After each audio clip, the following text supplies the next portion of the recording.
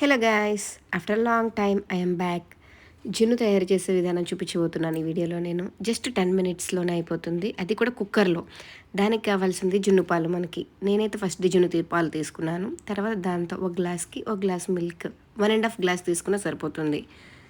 Next మనం బెల్లం వేసుకోవాలి. ఈ బెల్లం కొంచెం మన టేస్ట్కి తగినట్టు చూసుకుంటే సరిపోతుంది. బాగా మిక్స్ చేసుకొని తర్వాత మనం ఏ గిన్నెలో పెట్టుకోవాలనుకుంటున్నాం ఆ గిన్నెలోకి వడకట్టుకుంటే కింద డస్ట్ అది ఉంటే పోతుంది.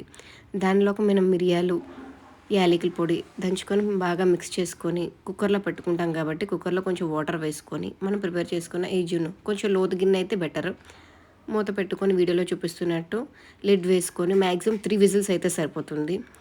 థిక్నెస్ పాలు బట్టి అయితే 3, లేదు అంటే కొంచెం ఒక 5 అలా సరిపోతుంది. చూసారా ఎంత బాగా ఉడిపోయింది. జస్ట్ 10 అంటే 10 మినిట్స్లో అయిపోతుంది, చాలా థిక్నెస్గా. ఇది వేడి చల్లారాక మనం ఫ్రిడ్జ్లో పెట్టుకోవాలి. ఫ్రిడ్జ్లో పెట్టుకున్న తర్వాత తీస్తే చూసారా ఇంత థిక్గా, చాలా టేస్టీగా, ఎంతో బాగుంటుంది.